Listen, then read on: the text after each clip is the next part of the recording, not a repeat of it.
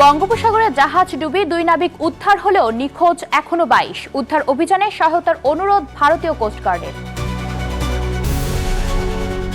যুক্তরাষ্ট্রের অর্থনৈতিক যুদ্ধে যোগ না দিতে আঞ্চলিক প্রতিবেশী দেশগুলোকে চরম হুঁশিয়ারি ইরানের। বিশ্ব অর্থনীতিতে চরম অনিশ্চয়তা। ক্ষমতায় থাকতে ফিলিস্তিন রাষ্ট্র হতে দেব না হুঁশিয়ারি নেতানিয়াহুর। এমন মন্তব্যে নতুন বিতর্কের জন্ম। সৌদিতে 14,000-এর বেশি অবৈধ অভিবাসী গ্রেফতার। সহায়তাকারীদের 15 বছরের কারাদণ্ড সহ 10 লাখ রিয়াল জরিমানার হুঁশিয়ারি। এবং কলকাতার অগ্নিকাণ্ডে নিউ মার্কেটে সেই হোটেল মালিক গ্রেফতার। নিরাপত্তা বিধি না মানার অভিযোগে 27টি হোটেল বন্ধের নির্দেশ।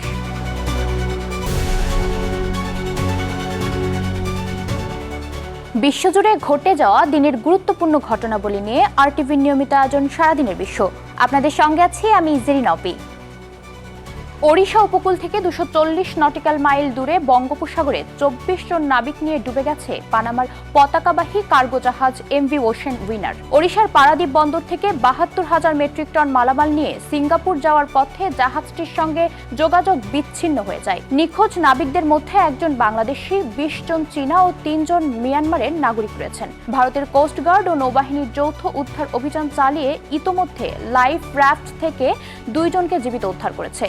তবে কি কারণে জাহাজটি ডুবেছে তা এখনো স্পষ্ট নয়। মধ্যপ্রাচ্যের সামরিক উত্তেজনার মধ্যে এবার যুক্তরাষ্ট্রের অর্থনৈতিক যুদ্ধে যোগ না দিতে আঞ্চলিক প্রতিবেশী দেশগুলোকে চরম হুঁশিয়ারি দিয়েছে ইরান। তেহরানের সাফ কথা, ওয়াশিংটনকে সহায়তায় এগিয়ে আসলে সংশ্লিষ্ট দেশগুলোকে সরাসরি শত্রু হিসেবে গণ্য করে সরাসরি হামলা চালানো হবে। তবে এর মধ্যেই কৌশলগত হরমুজ প্রণালীকে পুনরায় মার্কিন ভূখণ্ড বলে দাবি করেছেন ট্রাম্প।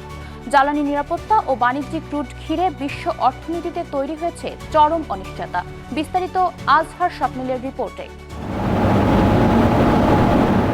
যুক্তরাষ্ট্রের নতুন অর্থনৈতিক চাপ ও কঠোর নিষেধাজ্ঞা ঘোষণার পর উপসাগরীয় দেশগুলোর প্রতি কড়া বার্তা দিয়েছে ইরান। দেশটির নিরাপত্তা প্রধান মহসিন রেজাই জানান, তেহরান প্রথমে আলোচনার মাধ্যমে প্রতিবেশীদের যুক্তরাষ্ট্র থেকে দূরে রাখার চেষ্টা করবে। তবে ওয়াশিংটনকে সহায়তা করলে বিকল্প তেল পরিবহন সহ সংশ্লিষ্ট দেশগুলোতে ধাপে ধাপে হামলা চালানো হবে।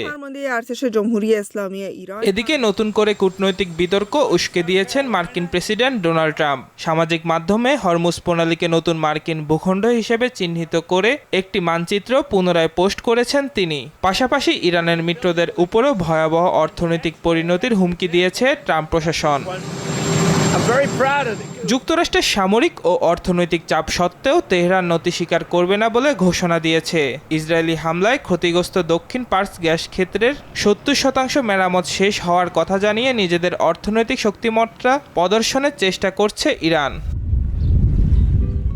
দুই পক্ষের এমন মারমুখী অবস্থানে সরাসরি প্রভাব পড়ছে বিশ্ববাজারে। হরমুজ প্রণালীতে জাহাজ চলাচল স্বাভাবিকের তুলনায় মাত্র 20% নেমে এসেছে। ফলে মার্কিন বাজারেই জ্বালানি তেলের দাম বেড়েছে গ্যালন প্রতি প্রায় $1।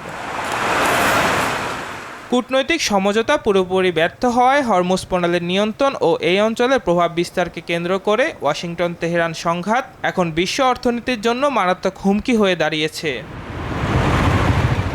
আজহার স্বপ্নিল, আরটিভি। যতদিন ক্ষমতায় থাকবেন ততদিন গাজা কিংবা পশ্চিম তীরে কোনো স্বাধীন ফিলিস্তিনি রাষ্ট্র গঠিত হতে না দেওয়ার কঠোর ঘোষণা দিয়েছেন ইসরায়েলের প্রধানমন্ত্রী বেনিয়ামিন নেতানিয়াহু। ইউনাইটেড আরব লিগের নেতা মানসুর আব্বাসের ফিলিস্তিনিকে রাষ্ট্র হিসেবে স্বীকৃতির দাবির জবাবে নেতানিয়াহু এই অবস্থান পুনর্ব্যক্ত করেন। আগামী নির্বাচনকে সামনে রেখে ক্ষমতাসীন লিকুদ পার্টির জনপ্রিয়তা কমে যাওয়ার জরিপ প্রকাশের পরপরই নেতানিয়াহুর এমন মন্তব্য নতুন বিতর্কের জন্ম দিয়েছে। ইসরায়েলের ওপর যৌথ নিষেধাজ্ঞা আরোপের আহ্বান জানিয়েছেন 102 জন সাবেক ফরাসি ও ব্রিটিশ কূটনীতিক।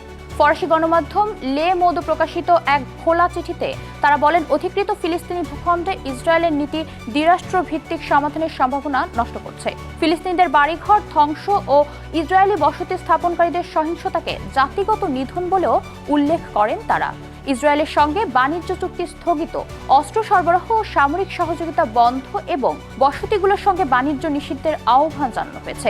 গাজায় মানবিক সহায়তা নিশ্চিতেরও দাবি জানিয়েছে তারা। 2025 সালে ফ্রান্স ও যুক্তরাজ্যের ফিলিস্তিন রাষ্ট্রকে স্বীকৃতি দেয়। এখন সেই স্বীকৃতিকে কার্যকর করতে পদক্ষেপ নেওয়ার আহ্বান কূটনীতিকদের। যুদ্ধবিধ্বস্ত গাজায় বন্ধ হয়ে গেছে স্কুল, বিশ্ববিদ্যালয় আর অসংখ্য কর্মসংস্থানের সুযোগ। এমন বাস্তবতায় কিছু নারী বেছে নিয়েছেন সুই সুতার পথ। ছোট এক প্রশিক্ষণ কর্মশালায় নিজেদের দক্ষ করে তুলছেন তারা। লক্ষ্য একটাই, নিজের পায়ে দাঁড়িয়ে পরিবারকে সহায়তা করা। আরও জানাচ্ছেন ইমতিয়াজ আহমেদ।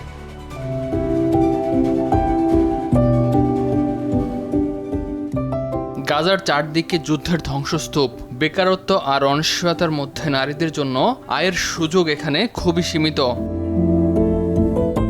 এমন পরিস্থিতিতে একটি সেলাই প্রশিক্ষণ কর্মশালা হয়ে উঠেছে নতুন আসার জায়গা, যেখানে নারীরা শিখছেন কাপড় কাটা, সেলাই করা আর বিভিন্ন পোশাক তৈরির কাজ।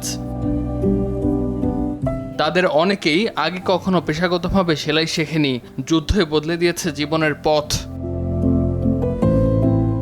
এক প্রশিক্ষণার্থী জানান, যুদ্ধের কারণে বিশ্ববিদ্যালয়ের পড়াশোনা শেষ করতে পারেননি, তাই কঠিন পরিস্থিতিতে নতুন এই দক্ষতা অর্জনের সিদ্ধান্ত নিয়েছেন।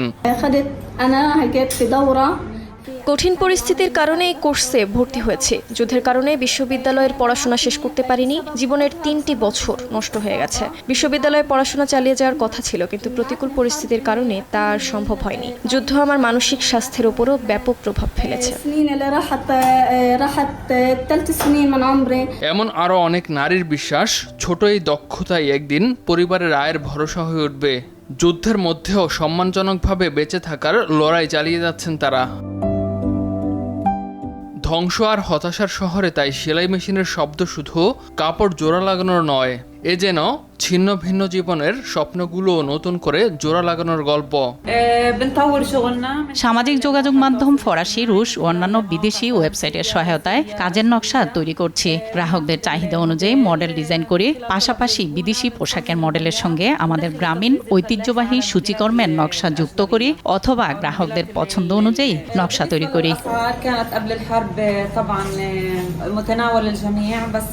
যুদ্ধ কেড়ে নিয়েছে শিক্ষা, কাজ আর স্বাভাবিক জীবন, কিন্তু গাজার এই নারীরা দেখাচ্ছেন একটি সুই আর এক টুকরো সুতো কখনো কখনো হতে পারে স্বাধীনতা, মর্যাদা আর বেঁচে থাকার শক্তিশালী হাতিয়ার। ইমতিয়াজ আহমেদ, RTV। গাজায় যুদ্ধ শুধু জীবিতদের জন্যই নয়, মৃত্যুর পরও তৈরি করছে নতুন সংকট। ইসরায়েলি হামলায় নিহত মানুষের সংখ্যা বাড়তে থাকায় ফুরিয়ে আসছে কবরের স্থান। ধ্বংসস্তূপ, হাসপাতাল কিংবা বাস্তুচ্যুতদের আশ্রয়স্থলে অস্থায়ীভাবে দাফন করা মরদেহগুলো এখন সরিয়ে নেওয়ার প্রয়োজন পড়ছে। কিন্তু ধ্বংস হয়েছে বহু কবরস্থান। সংকট দেখা দিয়েছে কবর তৈরির উপকরণেও। ফলে প্রিয়জনকে শেষবারের মতো ঠিকভাবে দাফন করাও অনেক পরিবারের জন্য হয়ে উঠছে কঠিন বাস্তবতা। ইমতিয়াজ আহমেদের রিপোর্ট। 20 বছরের ওমর আল সাওহি বাবা মোহাম্মদকে দাফন করতে গিয়ে দেখেন জেইতুন কবরস্থানে কবরের জায়গা প্রায় নেই বললেই চলে। 40 বছর বয়সী মোহাম্মদ গাজা শহরের জেইতুন এলাকায় চা কফির ছোট একটি দোকানে কাজ করতেন। 10 জুন ইসরায়েলি সেনাদের নির্ধারিত ইয়েলো লাইনের কাছে গুলিবিদ্ধ হয়ে মারা যান তিনি। বাবাকে দাফন করতে কবরস্থানে গিয়ে ওমর দেখেন পাশাপাশি ঠাসাঠাসি করে তৈরি করা হয়েছে অসংখ্য কবর। অনেক কবরের উপর নেই স্থায়ী কোনো চিহ্ন, শুধু পাথর আর কাগজে লেখা মৃতের নাম। গাজায় একটি নতুন কবর তৈরির খরচ এখন প্রায় 500 শেকেল, আর সম্পূর্ণ দাফনের খরচ দাঁড়াচ্ছে 700 থেকে 1000 শেকেল পর্যন্ত, যা অনেক পরিবারের সামর্থ্যের বাইরে। কবরের স্থান না থাকায় শেষ পর্যন্ত ওমরের পরিবার তার বাবাকে দাফন করে দাদার কবরে। যুদ্ধের মধ্যে এমন পরিস্থিতি তৈরি হয়েছে গাজার আরও বহু পরিবারে। গাজার ধর্ম বিষয়ক মন্ত্রণালয়ের তথ্য বলছে, যুদ্ধ শুরুর পর 40টিরও বেশি কবরস্থান ধ্বংস হয়েছে। এদিকে গাজার প্রায় 60টি কবরস্থানের অনেকগুলোই যুদ্ধ শুরুর আগেই ধারণ ক্ষমতার কাছাকাছি ছিল। খান ইউনিস কবরস্থানে যুদ্ধের শুরুতে ছিল প্রায় 60টি কবর, এখন সেখানে কবরের সংখ্যা প্রায় 6000। এক পর্যায়ে প্রতিদিন প্রায় 35টি কবর খুঁড়েছেন একজন কবর খননকারী। গাজার ধ্বংসস্তূপ থেকেই তৈরি হচ্ছে নতুন কবর। যে ঘরগুলোতে মানুষের বসবাস ছিল সেসব ভবনের ভাঙা ইট পাথর দিয়েই বানানো হচ্ছে কবরের চিহ্ন। আর যুদ্ধের ভয়াবহতায় স্বজন হারানো পরিবারগুলোর জন্য শেষ বিদায়ের জায়গাটুকুও এখন হয়ে উঠেছে এক অনিশ্চিত সংগ্রাম। ইমতিয়াজ আহমেদ, RTV। সৌদি আরবে গেল এক সপ্তাহে আবাসন, শ্রম ও সীমান্ত নিরাপত্তা আইন লঙ্ঘনের অভিযোগে 14,260 জন অবৈধ অভিবাসীকে গ্রেফতার করেছে দেশটির নিরাপত্তা বাহিনী। সৌদি স্বরাষ্ট্র মন্ত্রণালয়ের তথ্য অনুযায়ী গ্রেফতারদের মধ্যে আবাসন আইন লঙ্ঘনে প্রায় 7,500 এবং সীমান্ত ও শ্রম আইন লঙ্ঘনে 7,500-এরও বেশি অভিবাসী রয়েছে। ইতোমধ্যে 13,500-এর বেশি অভিবাসীকে নিজ দেশে ফেরত পাঠানো হয়েছে। বাকিদের বিরুদ্ধে আইনি প্রক্রিয়া ও ট্রাভেল ডকুমেন্ট সংগ্রহের কাজ চলছে। এদিকে অবৈধ অভিবাসীদের আশ্রয় ও যাতায়াতের সহায়তাকারীদের সর্বোচ্চ 15 বছরের কারাদণ্ড ও 10 লাখ রিয়াল জরিমানার হুঁশিয়ারি দেওয়া হয়েছে। মধ্যপ্রাচ্য সংকট নিরসনে বৈঠকে বসছেন ফরাসি প্রেসিডেন্ট ইমানুয়েল ম্যাক্রো ও সৌদি যুবরাজ মোহাম্মদ বিন সালমান। বার্তা সংস্থা এপি এর প্রতিবেদন অনুযায়ী হরমুজ প্রণালীর বিকল্প বাণিজ্য পথ তৈরির পরিকল্পনা নিয়ে ফ্রান্সে উচ্চ পর্যায়ের দ্বিপাক্ষিক বৈঠকে বসছেন তারা। 2 দিনের এই সফরে উপসাগরীয় অঞ্চলের বাইরে ওমানের বন্দর ব্যবহার, তেল পরিবহনের পাইপলাইন সম্প্রসারণ এবং নতুন রেলপথ নির্মাণের মতো বিকল্প অর্থনীতির পথ নিয়ে আলোচনা হবে। মধ্যপ্রাচ্যের স্থিতিশীলতা ও বিশ্ব তেল সরবরাহ স্বাভাবিক রাখার লক্ষ্যে প্যারিসে সৌদি ফ্রান্স কৌশলগত অংশীদারিত্ব পরিষদের বৈঠকেও যৌথভাবে সভাপতিত্ব করবেন এই 2 নেতা। মধ্যপ্রাচ্যের বর্তমান পরিস্থিতি বিবেচনায় কুয়েতে অবস্থানরত প্রবাসীদের ভিজিট ভিসা এবং দেশে থাকা কর্মীদের ছুটির অনুমোদনে দেওয়া বিশেষ সুবিধা বাতিল করছে কুয়েত সরকার। দেশটির স্বরাষ্ট্র মন্ত্রণালয়ে দেওয়া তথ্য মতে আগামী 1 সেপ্টেম্বর থেকেই নতুন এই আইন কার্যকর করার ঘোষণা দেওয়া হয়েছে। এর আগে আঞ্চলিক অস্থিরতা ও আকাশপথের নানা জটিলতার কারণে নির্ধারিত সময়ে ফেরত যেতে না পারা বিদেশি নাগরিকদের জন্য স্বয়ংক্রিয়ভাবে ভিসা ও ছুটির মেয়াদ 3 মাস পর্যন্ত বাড়ানোর সুযোগ দেওয়া হয়েছিল। বর্তমানে কুয়েতের অভ্যন্তরীণ নিরাপত্তা ও যোগাযোগ ব্যবস্থা স্বাভাবিক হওয়ায় সাময়িক এই বিশেষ সুবিধা প্রত্যাহার করা হয়েছে। জাপানে আবারও 5.9 মাত্রার শক্তিশালী ভূমিকম্প আঘাত হেনেছে। স্থানীয় সময় রবিবার ভোরে রাজধানী টোকিও সহ দক্ষিণ ও পূর্বাঞ্চলের বিভিন্ন এলাকায় তীব্র কম্পন অনুভূত হয়। এতে 37 জনের বেশি মানুষ আহত হয়েছেন। জাপানের আবহাওয়া দপ্তর জানায় ইবারাকি জেলার ভূপৃষ্ঠ থেকে প্রায় 70 কিলোমিটার গভীরে ছিল ভূমিকম্পটির উৎপত্তি স্থল। কম্পনের প্রভাবে রেল নেটওয়ার্কের কিছু অংশ ক্ষতিগ্রস্ত ও কয়েকটি এলাকার বিদ্যুৎ বিচ্ছিন্ন হয়ে যায়, তবে কোনো সুনামি সতর্কতা জারি করা হয়নি। পরিস্থিতি পর্যবেক্ষণে বিশেষ দল গঠন করেছে প্রধানমন্ত্রী সানায় তাকাইচির দপ্তর। যুক্তরাজ্যে ভয়াবহ সড়ক দুর্ঘটনায় 2 পুলিশ কর্মকর্তা সহ নিহত হয়েছেন 7 জন। উত্তর ইয়র্কশায়ারের মহাসড়কে ভুল পথে আসা একটি গাড়ির সঙ্গে মুখোমুখি সংঘর্ষে হতাহতের এই ঘটনা ঘটে। জানা যায় সাউথ ব্যাংক এলাকায় টহলরত পুলিশের একটি গাড়িকে বিপরীত দিক থেকে সজোরে ধাক্কা দেয় 5 আরোহী বহনকারী গাড়িটি। এ সময় পুলিশের গাড়িতে থাকা 2 কর্মকর্তা ও অপর গাড়িতে থাকা 5 জন আরোহী সবাই ঘটনাস্থলেই প্রাণ হারান। দুর্ঘটনার খবর পেয়ে নর্থ ইস্ট অ্যাম্বুলেন্স সার্ভিসের 14টি ইউনিট ঘটনাস্থলে পাঠানো হয়। এছাড়া ফায়ার সার্ভিসের সদস্যরাও ঘটনাস্থলে উদ্ধার কাজে অংশ নেয়। স্থানীয় কর্তৃপক্ষ জানিয়েছে সংঘর্ষের আগে পুলিশ কর্মকর্তারা একটি সন্দেহজনক গাড়ি দেখতে পেয়েছিল এবং সেটিকে অনুসরণ করার পথেই এই ভয়াবহ দুর্ঘটনা ঘটে। দুর্ঘটনার কারণ খতিয়ে বের করতে তদন্ত শুরু করেছে পুলিশ আচরণ বিষয়ক সংস্থা আইওপিসি। যুক্তরাষ্ট্রের সঙ্গে বাণিজ্য যুদ্ধ আরও তীব্র করছে কানাডা। মার্কিন পণ্যে পাল্টা শুল্ক আরোপের ঘোষণা দিয়েছেন কানাডার প্রধানমন্ত্রী মার্ক কার্নি। আগামী 8 সেপ্টেম্বর থেকে কার্যকর হবে নতুন এই শুল্ক। এর আগে কানাডায় $20 বিলিয়ন পণ্যে 50% শুল্ক আরোপ করে ট্রাম্প প্রশাসন। ফলে দীর্ঘদিনের মিত্র 2 দেশের সম্পর্ক এখন নতুন করে উত্তপ্ত হয়ে উঠছে। বিস্তারিত ইমতিয়াজ আহমেদের প্রতিবেদনে। বাণিজ্য যুদ্ধ আরও জোরালো করছে যুক্তরাষ্ট্র ও কানাডা।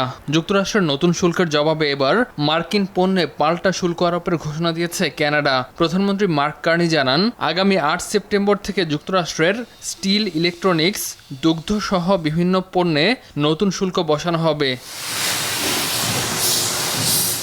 কানাডার প্রায় $20 মিলিয়ন পণ্যে 50% শুল্ক আরোপ করেছেন মার্কিন প্রেসিডেন্ট ডোনাল্ড ট্রাম্প। এর আওতায় রয়েছে ওয়াইন, আসবাব, দুগ্ধপণ্য, সিমেন্ট, পোশাক, মাছ ধরার সরঞ্জাম ও হকি সরঞ্জাম সহ বিভিন্ন পণ্য। কানাডার প্রধানমন্ত্রী মার্ক কার্নি বলেন, যুক্তরাষ্ট্রে আরোপ করা শুল্কের সমপরিমাণ শুল্কই পাল্টা বসাবে কানাডা। কানাডার শ্রমিক, কৃষক পরিবার ও ব্যবসা প্রতিষ্ঠানকে সুরক্ষা দিতেই এ সিদ্ধান্ত। শুক্রবার 2 দেশের মধ্যে বাণিজ্য আলোচনা ভেস্তে যাওয়ার পর এ ঘোষণা দিল অটোয়া। কার্নির দাবি, যুক্তরাষ্ট্র এমন কিছু শর্ত দিয়েছে যা কানাডার অর্থনীতির জন্য অন্যায্য ও অগ্রহণযোগ্য। কার্নি বলেন, নতুন বাণিজ্য চুক্তির ক্ষেত্রে কানাডার অন্য দেশের সঙ্গে বাণিজ্য করার সক্ষমতা সীমিত করার দাবি জানিয়েছিল যুক্তরাষ্ট্র। এমন শর্ত মেনে নেওয়া সম্ভব নয় বলে জানান তিনি। And called into question the reliability of any deal. এছাড়া ফরাসি ভাষা ও কুইবেকের সংস্কৃতি নিয়েও যুক্তরাষ্ট্রের পক্ষ থেকে অগ্রহণযোগ্য চাপ দেওয়া হয়েছে, অভিযোগ করেন কানাডার প্রধানমন্ত্রী। এদিকে কানাডার পাল্টা শুল্ক ঘোষণার পর সামাজিক মাধ্যমে ক্ষোভ প্রকাশ করেন ট্রাম্প। তিনি অভিযোগ করেন, দীর্ঘদিন ধরে মার্কিন কৃষকদের উপর ব্যাপক শুল্ক আরোপ করে আসছে কানাডা। যুক্তরাষ্ট্রের বাজারের উপর ব্যাপকভাবে নির্ভরশীল কানাডা। দেশটির মোট রপ্তানির প্রায় 70% যায় যুক্তরাষ্ট্রে। তবু পাল্টা শুল্কের সিদ্ধান্তে অনড় কার্নি। এতে দীর্ঘদিনের মিত্র দুই দেশের বাণিজ্যিক সম্পর্ক আরও উত্তপ্ত হওয়ার শঙ্কা তৈরি হয়েছে। ইমতিয়াজ আহমেদ, RTV। কলকাতার নিউ মার্কেট এলাকার ভয়াবহ অগ্নিকাণ্ডের ঘটনায় হোটেল শিখা ইনের মালিক বীরেশ্বর মিত্রকে গ্রেফতার করেছে স্থানীয় পুলিশ। শনিবার কলকাতার বেহালার নিজ বাড়ি থেকে তাকে গ্রেফতার করা হয়। এর আগে অগ্নিকাণ্ডের ঘটনার পর তিনি ঝাড়খণ্ডের ধানাবাদে পালিয়ে যান। পুলিশ জানিয়েছে, তার দুটি ব্যাংক হিসাবের লেনদেন বন্ধ করে দেওয়ার পর নগদ অর্থের প্রয়োজন হয় তিনি কলকাতায় ফিরেন।